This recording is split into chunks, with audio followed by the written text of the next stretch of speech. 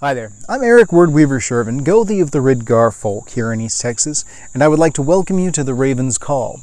This is a show where I ramble on about different heathen-related subjects, just kind of whatever strikes my fancy, sets my mind on fire at the time. Big UPG warning at the beginning of this, like always. This is just my approach to heathenry. One heathen's approach in the middle of East Texas, doing things his way. I am a very tribal-centric, but I'm also a modern heathen in that I am not a hardcore reconstructionist. I'm also not a new age, fluffy, bunny, neo-pagan-y kind. I am somewhere in between as a mixture of the two.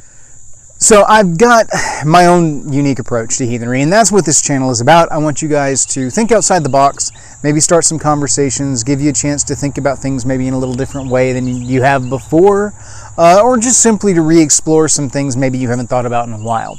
That's what I like to do with this. It's not necessarily like I'm trying to teach the new generations of heathens how to heathen. I'm just simply trying to give you guys some stuff to talk about as you build and develop your own ways. Now, all of my contact information is down below. You guys know how that is. The P.O. Box, the email, the Facebooks, my book is on there if you guys are interested. I did write a storybook from my perspective regarding heathenry, from centering around this family.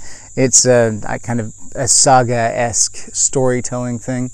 I like it. Everybody that's read it has given it really good reviews. So check it out if you would. Give me reviews if you haven't.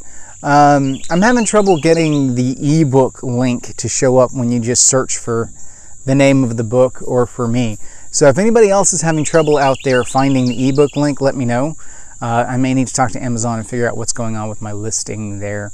You know how they like to have you pay for advertising and whatnot, but I'm just looking for people to be able to search it by name, you know. It's not going to do me any good if people can't search it by name. Anyway, on to today's subject, as the Tweety bird serenades us. Just don't poop on me, we'll be fine. On to today's subject. This one is another viewer request. This was a comment on one of my videos. It may have been the video from last week, honestly. I have to go back and look. And unfortunately, I don't know this individual's name. I know their call sign on YouTube. Listen, call sign. Their screen name. My age is showing. I know their screen name on YouTube is 001A, I think. So you will know who you are based on that, but I still don't know who you are. I do believe this is a lady from what I've seen, but I'm not 100% certain. Yeah, not 100% certain because I don't have, visual or an actual name to go on or any kind of interaction other than the comments back and forth. So anyway, but the question was really good. The question is one that I hadn't really thought about doing a video on, and I liked the concept. So I thought, hey, cool, let's rock on with this. And I need something I can throw together pretty quick and still have something up for y'all on Wednesday because, shutdown procedures. My work shutdown stuff is getting pretty crazy. And so it's proving it's a thing. You don't just shut down a facility like mine overnight. It takes, it takes a couple of months to get everything shut down proper. And I'm trying to get things rolling through well there.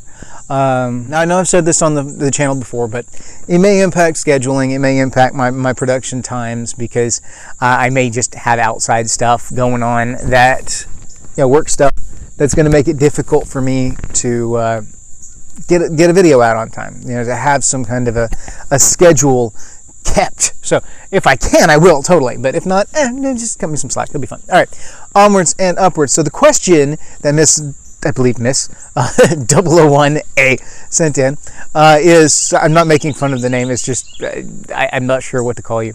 So this question in particular was, what about heathens and moving?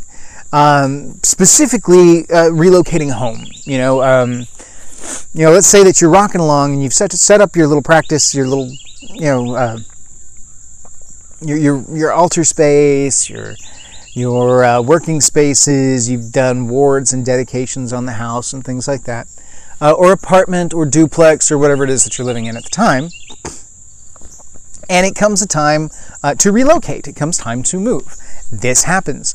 How does one handle that? Well, this actually brings up a fairly interesting conversation that I had that I was having with Jesse over at Midgard Musings the other day.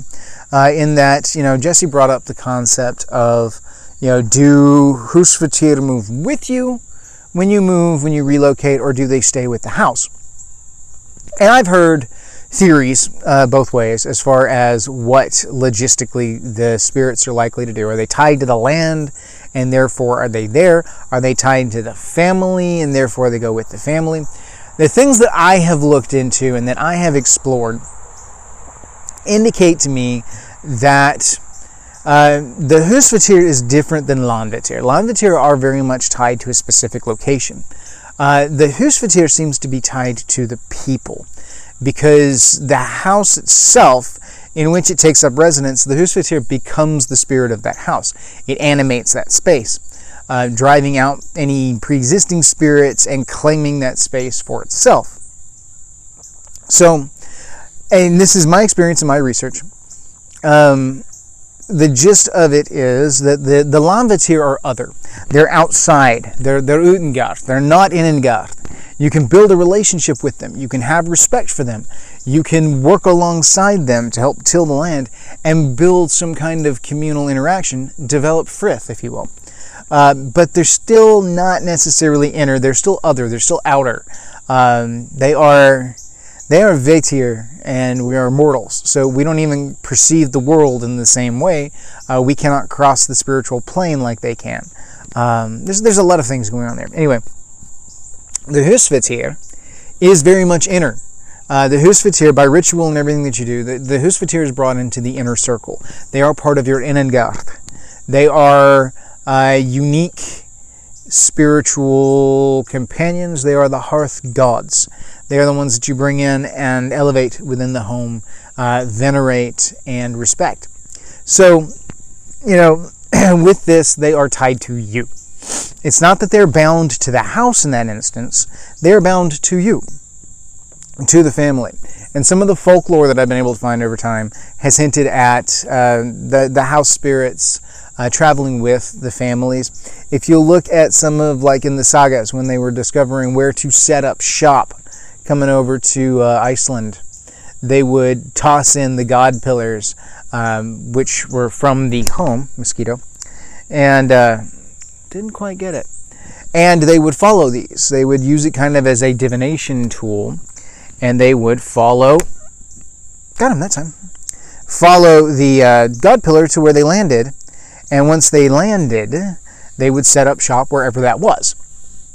Sometimes that was fortuitous, sometimes it wasn't. It depends on the specific placement. But nonetheless, the idea was that the gods went with, the hearth gods went with, because, they talk about it being the god post, but they didn't necessarily specify which god it was. We do know that they viewed the husfatir in the olden times as kind of a house god, hearth god, localized god. Maybe God with a small g. And so, it's entirely possible that this was also part of the divinatory purpose, was to, commune with the gods of the home in the relocation. Again, the stories and sagas that we deal with deal mostly with kings and goldies and these, big names, big family names with money and experience, etc., etc. And so they wouldn't necessarily reflect the general heathen. They would reflect kind of the upper class, because that's what got recorded. So it's not fair necessarily to globalize heathen practice based on solely the practices of the upper class, because it may not have been thought necessarily on a common heathen level that the gods per se would be interested in where you set up home. The gods would be interested in where, a head of household, head of a clan, head of if they were going to be the Godi, if they were going to be a king. The gods will pay a little bit more attention to that in relation to where that person sets up shop. For your average dweller, maybe not as much. That may be more the domain of the ancestors or their hearth god. So, roundabout in all this is that I do believe the hearth god goes with you. So what does that mean for someone who's moving? Well, someone who's moving needs to disengage from the house in which they are currently, or the domicile in which they currently reside, and then, functionally relocate everything. This is going to be very hearth cult specific, because it's going to be very hearth cult specific on how you set up shop. Okay? Let's look at some of the things that you can do moving into a new space, and then we'll come back and re-examine kind of how to move out of it, because you're going to find that most of the time you're moving out is kind of a reverse of your moving in. There's a lot of mirrored elements there where you are doing the same thing but kind of in reverse, largely because when you set up wards and stuff, you got to break them down. So what kind of things can you do when you first move into a space? Well, one of the first things that I like to do when we step in is that I like to do a land taking ceremony. I like to do, in that land taking ceremony, a blessing of the threshold. And then I also like to set up the husfatir altar and invite the husfatir into the household. So, different kind of land taking ceremonies exist. You can find all sorts online if you look up land taking ceremony. A couple of different bloat books have them in there. But keep in mind, these are modern bloat books. They're not stuff that pre-exists from back in the day, but the concept still is fairly sound. The idea is that you gather pieces of you go around to the four corners of the property. Cardinal points, four corners, something demarcating the boundary of the property, indicating the furthest reach of your ownership. You take earth from the furthest reach of your ownership, and you, in processional form, gather it as you parade around. Usually I declare myself to the Veitir when I'm doing this. Say hail to them, declare ownership of this space, take my clump of land as my claim, work my way around, and then I come back to the house. And in front of the house, especially if you can, in front of the threshold, but you can't always, depending on spacing and shape, porches, especially in the south, big on porches. So you may not necessarily be able to get right up to the threshold, but you can get to the front of the house, the face of the house, as it were. And you place that earth beneath your feet, pour it on the ground, stand on it, plant your flag, as it were, and you declare out to the Veitir that this space is mine. I take ownership of this space. I take stewardship of this space. I accept the obligation and responsibility of caring for this space, and I cast out those spirits that are not of my inner. And then you invite in the spirits of your inner, your hearth gods. So after I do a land taking like that, usually I will do a bloat of some kind to the gods, most likely, because I want the gods to bless my house with luck. And maybe my ancestors as well. And then I'll utilize the blessing from that in a bloat bowl to sprinkle upon the door itself and the threshold in order to bless the house. And then I'll go around and I'll bless the entire house. And with this, I'll set up protective wards. I may go through and do some runic etchings on porch posts. I may hang runic protection things around the house, like hex signs or something like that. It just depends. I'm not the most artistic individual in the world. Plus, there's a couple of those I didn't get to do after the tornado last time because we were in kind of a hurry. Imagine that. So there's a few more wards I need to go around and do around my house. And you may do things like the horseshoe over the door and things like this. All of these are wards and protections that you want to put up around the house if that's your bag, if that's the way you approach things. And you do that kind of before you start moving in, typically. That's typically when you do it. You can do it afterwards, but I like to do the land taking and the house blessing before we start moving in, because I also like one of the first things I do to be invite the hearth god in to take up residence and rulership over that domicile. And then there's, if you read that Claude Lecoteau book, the tradition of household spirits, you'll see that he's also got some mention in there. There was some strong belief back in the day that a freshly built house, a brand new house, the first thing that enters it will die shortly thereafter.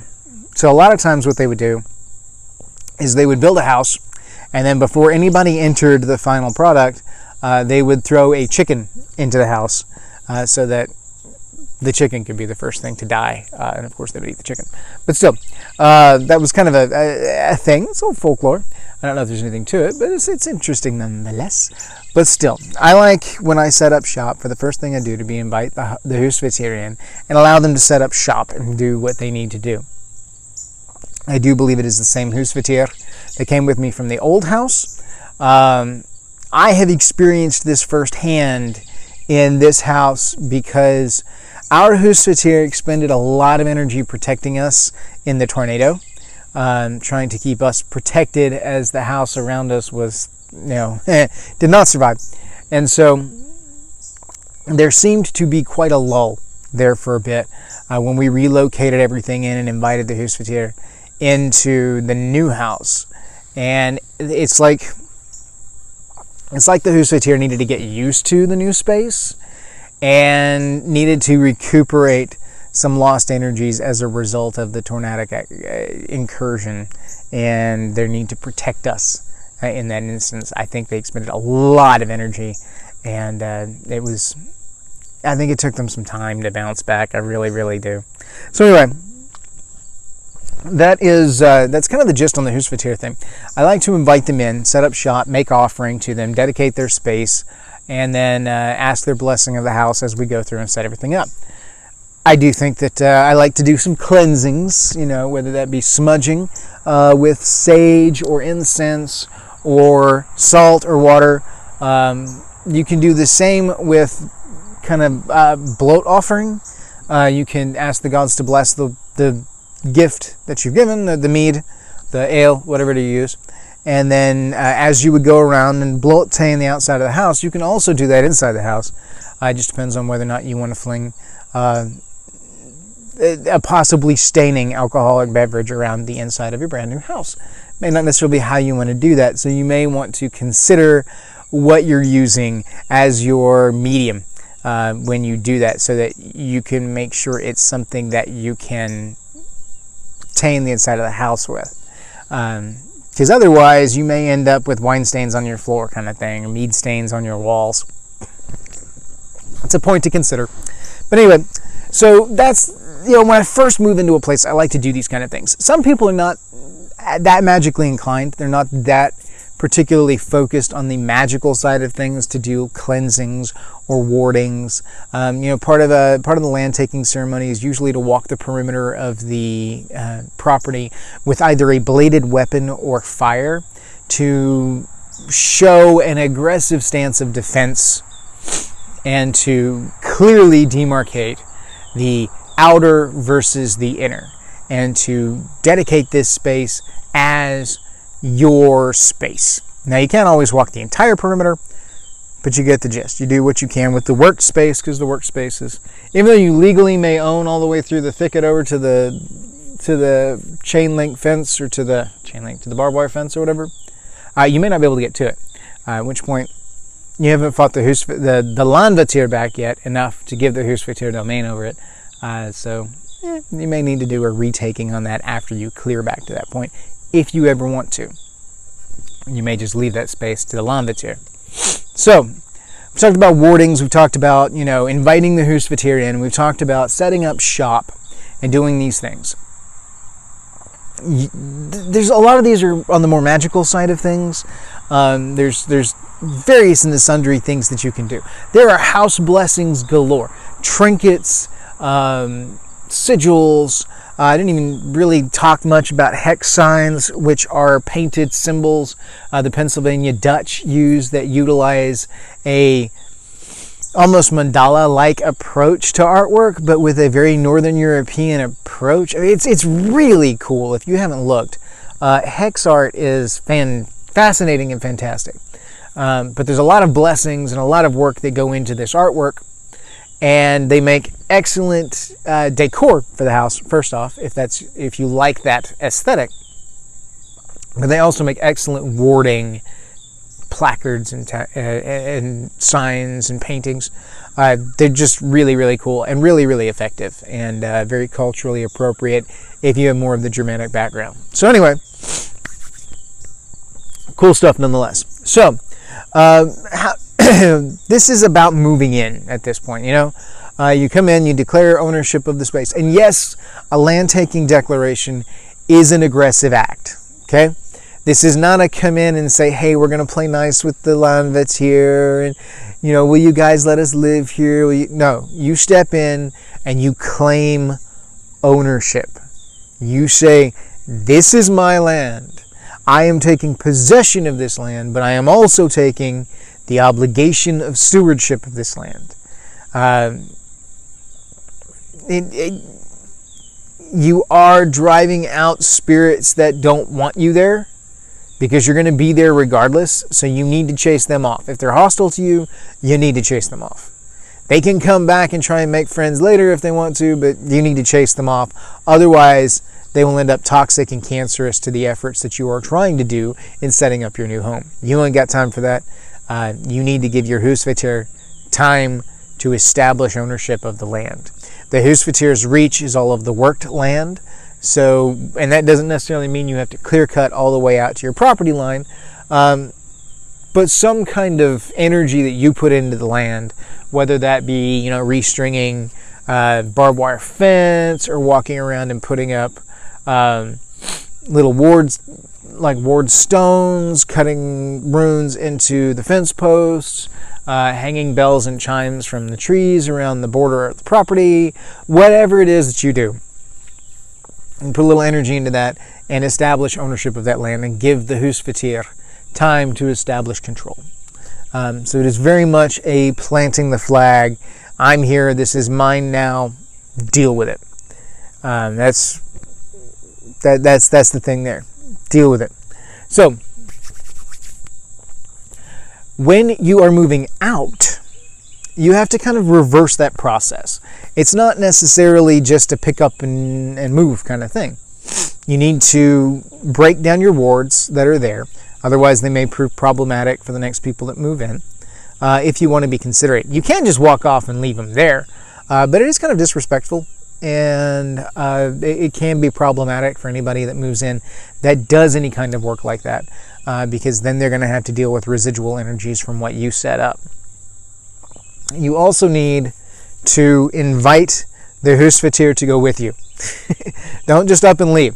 I find that a little ceremony to ask them to reside within their totem as we relocate. I like the husvater to be one of the last things that I remove from the building. I'm going to move everything else out, and then I may even box up and move the other belongings that I have on the husvater altar. But the totem needs to be one of the last things that leaves the building, because it is the animating spirit, and I don't want to take them out too early and not have the spirit there as I close things up. It's a superstition on my part. I don't have anything to back it up. It's just kind of a gut feeling. I like to have the husvater be the last thing that I bring out the totem, and then it's one of the first things that I put in at the new place after doing a land taking. So I'll remove the husvater, and then usually I will do some kind of relinquishment of the land at that point. I'll step out and declare to the landvetier that this is no longer my space. I am no longer the steward of this land, and that I am leaving. And then that's it. You know, you don't really have to set anything up for the next people that come in. You don't technically have to do that. You can just disappear, and the landvetier will slowly encroach until they take everything over. They're outer yard anyway, so you're not obliged to them to declare that you're leaving. But, you know, it doesn't hurt for the little sprite-like entities that you may be dealing with in your garden and things like that to be able to say goodbye. You know, that's more for a personal spiritual interaction as opposed to any kind of religious significance or cultural element. So make of that what you will. But yeah, I like to kind of reverse my process when I'm moving out. I will go through, as we're collecting everything and packing everything up, I will systematically start to take down some of the wards that we have around the place. I will, take down the protective sigils that we may have hanging up and prepare them to move to the new home. I may not take certain things with me to the new home. There are certain things that I may have felt were tied specifically to this property, or I may have painted or wood burned a particular sigil that I think has done its job or played out because it's out of energy, so to speak. It may have had to do a lot of work, and it may be time for a new one. It may just be time for me to be inspired to do something new. There are certain things that I will always have with me because I see them as very, very protective in nature. It just depends. It depends. And everybody's approach is different. That's part of the reason I'm being vague in some of these things, is because it is a very personal thing when you move. When you set up and establish a space, it's your space. It is your world, and no one can tell you what to do. It is your hall. It is your call. So, set that space up. Establish it the way that you want. Moving out, saying goodbye is appropriate. That's one of the things 001 had asked. Was, it feels disrespectful to just kind of up and leave. Well, to a fashion it is, especially if you're leaving your Husvatir behind and you're not inviting your Husvatir to come along. That's kind of rude, and that will cause problems in the new place because you'll have to establish a new relationship with a new Husvatir, and you will have broken frith with the one that you have in your current home. It's problematic. It is problematic. I've done that before, kind of, sort of, before I really understood what I was doing. Before I realized how that worked. I didn't necessarily handle the transition from one of my first domiciles to another well, and things didn't go all that great. But since then, I have figured it out and have been very respectful with the building of the relationship with the Husvatir. And my lady has done great strides in helping to develop that even further, because ladies are natural frith weavers. They can just kind of sense it, feel it. So, the moving out process, you want to be able to either say goodbye, or invite the Husvatir to go along with you and set them up in the new place. That's what I would do. Invite them to reside within their totem, and then ritually remove the totem. Take the totem to the new home and put the totem in the new home. Some continuity there. There's other traditions that you can do, like you want a new broom when you go to a new home. There's different... the Claude Lecoteau book, the tradition of household spirits, I highly recommend that one if you're just interested in building your own home, because there's a lot of things you may not think about. Like working in runic symbols into the rafters when you build the house and build out the roof. Affecting some of the layout from kind of a spiritual or religious standpoint. As far as, directions things face. Burying something underneath the threshold of the building when you first establish the building.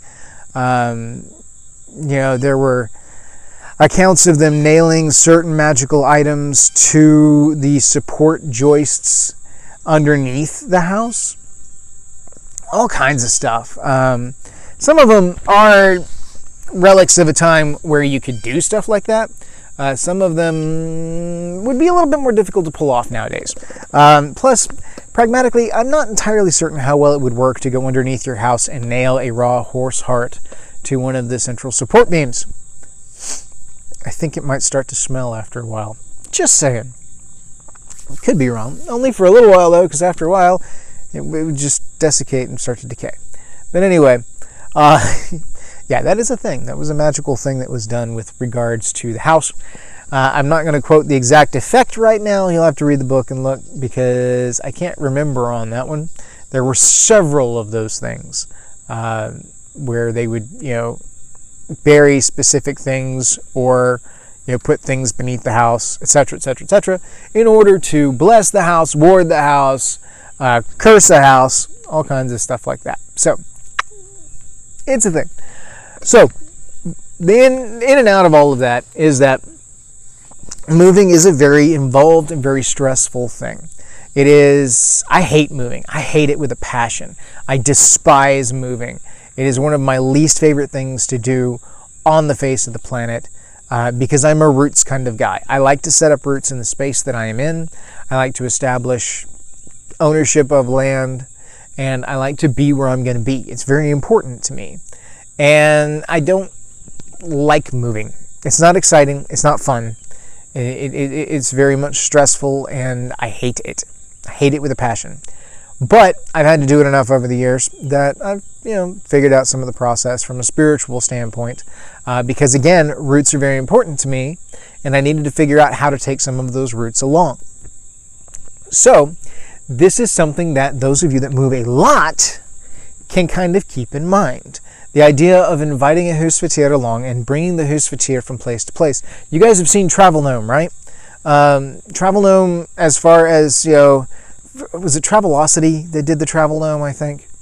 The idea being that this gnome travels around the world and sends pictures of its vacations and all this stuff, which started a trend of people going on and doing that with different things and bringing them around and taking pictures so that this whimsical little item or humanoid totem is used in place of themselves in specific points to add some whimsy to their vacation pictures. It's a fun game to play. It's a neat kind of thing to do. I've seen some really cool projects come out of it. But think about it from a standpoint of if you move a lot and you can't take much with you, you bear down to just the bare minimum, especially like military families that are always on the go. It is possible to bring that husfatir with you when you go. Just make sure to invite them.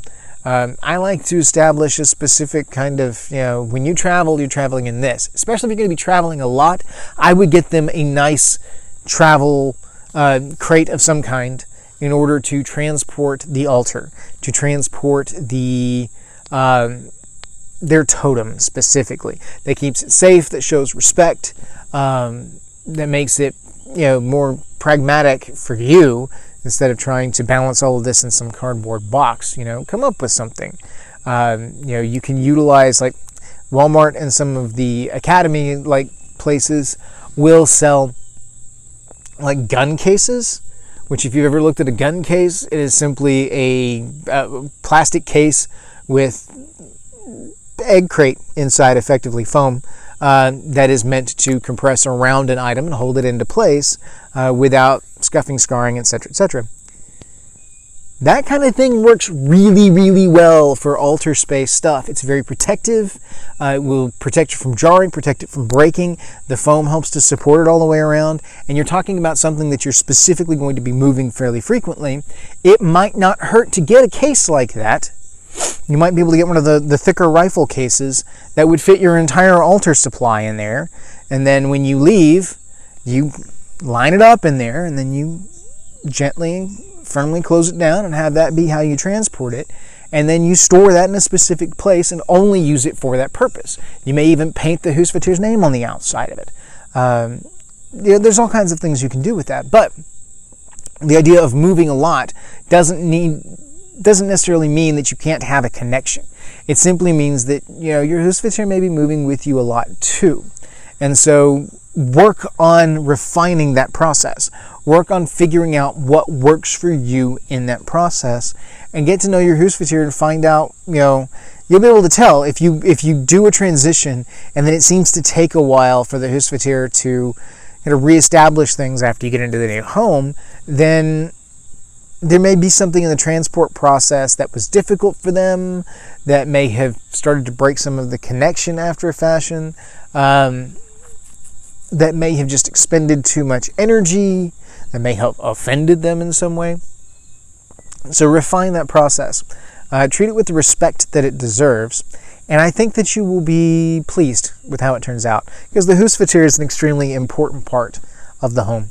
And you want a happy husfatir to have a happy hus. So,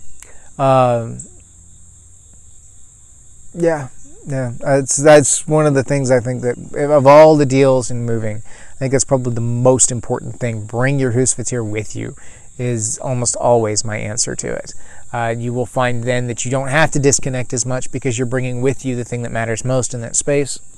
Other than cleaning up any kind of magical mess you may have left behind, like we talked about before. At that point, you break things down, you're ready to sweep up and all that. Then you bring the Husfatir with, set the Husfatir in the new house, and then start moving in. Fairly seamless, fairly unbroken continuity. And I think that you will find good things come from that if you approach it in that way. So anyway, there's more. It goes on and on and on. There's huge stuff about building houses, setting up new houses, moving into new spaces, establishing the hearth, traveling with embers from the old hearth and placing those embers in the new hearth. Again, transferring the Husfatir spirit from hearth to hearth. Oh, it's a thing. Whether it be ashes, using the same... There's a whole huge thing about the fire hook. A hook that was used in the fire pit and the fireplace, the hearth, for cooking and whatnot. It's literally a hook that hangs on the side of the proscenium, theater nerd, the opening for the fire, and in the firebox itself, you have this swinging hook, and there's a huge thing about that coming with the house, being that it's part of the hearth of the house, worked iron. And then relocating that, and that being part of one of the things, it's one of the first things brought in. If you look at a lot of these old traditions about some of the first things that are brought into the house, you will see warding and protection, and you will also see bringing the heart of the house, or bringing the spirit of the house along. There's a whole lot there. That's where I get a lot of the Husfatir comes with you, is because there's a lot of traditions about, transferring hearth embers, transferring the fire hook. There's whole broom stuff. There's a ton of things that show a continuity of spiritual presence if done appropriately. And so, yeah, if you're going to be moving a lot, I recommend reading Claude Lecoteau's book, The Tradition of Household Spirits. I think that will clarify a lot of things. And if you begin to think outside the box on some of these things that were superstitions back in the day, you will begin to see trends that indicate that was probably Husfatir moving along. That was probably a blessing of the home. That was probably a this. That was probably a that. That's educated guesses at best, but still, those are valuable. So, make of that what you will. Sorry if this was a bit rambly today. Again, I'm kind of tired. Things have been kind of crazy. So, 001, I hope this answered your question some without going too far off base. If not, hit me up in the comments and I will come back and I will redefine and help boil things down more. But yeah, this is something that I've had to do myself quite a few times. So I have some experience on it, hence why this video ran longer than I wanted to. It just is what it is. But yes, moving is a big thing, and the biggest thing about moving is the relationship with the Husfatir and not damaging or disrespecting that relationship. So as long as you keep those things in mind and realize you can bring your Husfatir along, moving becomes much less daunting from that standpoint. It's not like I didn't even get into the breaking down and setting up of spiritual spaces, because I talked about taking everything down, taking everything out, but how do you relocate a vey? That's a thing, because again, you got to go through and kind of reverse your order and break everything down and decide whether or not you're going to take it or if you're just going to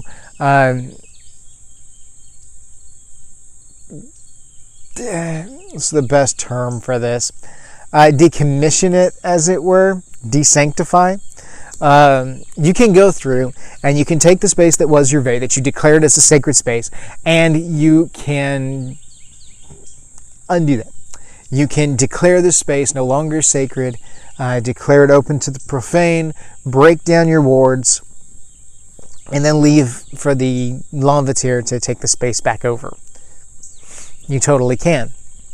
You're going to need to do that anyway as you break down the space. But you may also want to relocate your altar because you have a lot of energy tied up in the Hogr, the stone altar, the wood altar, whatever it is that you're using, your altarpiece you're probably going to want to bring with you in some way, shape, form, or fashion. And so you got to break down the wards and everything, but still maintain the whole proper connection with the stones, and then move them in a respectful fashion, rebuild on the new site, re-sanctify, rededicate in the new space, and hope that there's enough residual energy that it shoots to the gods this, hey, I'm over here now, come and find me.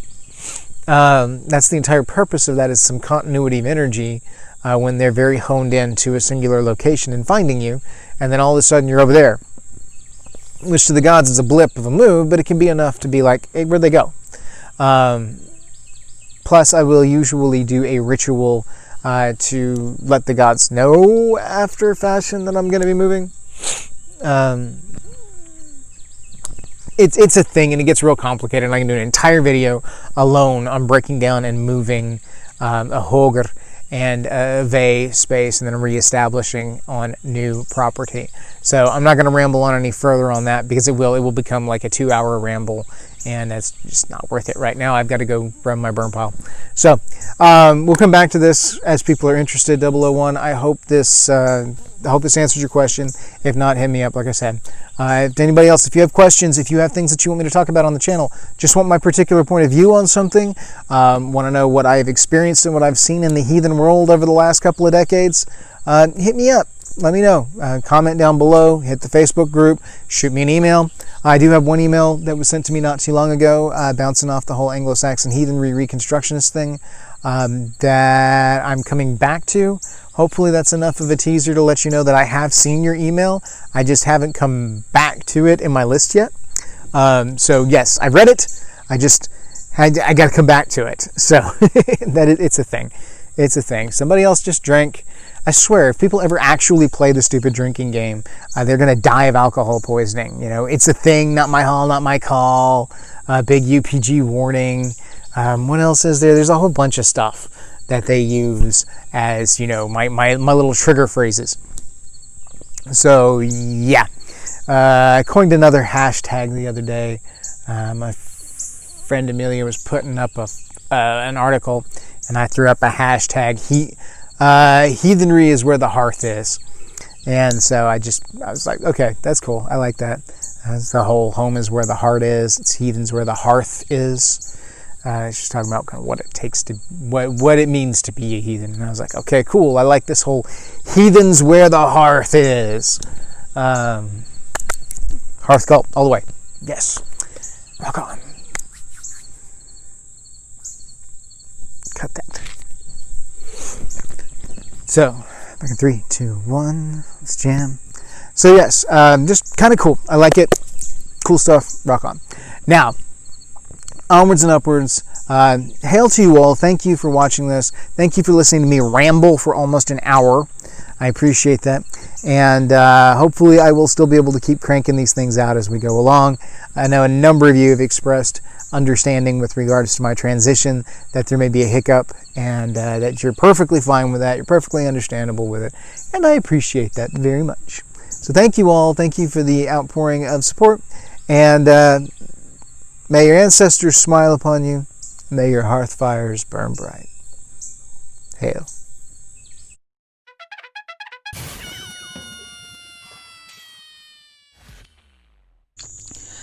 Oof, duh. I'm tired. It's been a long month. A long couple months. So, see if we can't rock this particular episode. I know I will have said a little something at the top of the show, because I know not everybody makes it through to the monologue part. Most of you guys do. Surprising number, actually. As is judging by my previous call for oofdas and stuff. It's actually been kind of cool to see how many of you make it all the way to the monologue. But yeah, I'm tired. There's been a lot going on lately. We're trying to get this company shut down and everything like that, and roll over to new stuff. So with that comes a lot of just a lot of stuff. So is what it is. Plus, I'm still working on my property and stuff like that, which is mostly what I've been doing this weekend. Finally getting a little bit of time to do some land clearing and weed eating and stuff like that. You know how that goes. But it's still hot and humid in Texas, so I'm tired.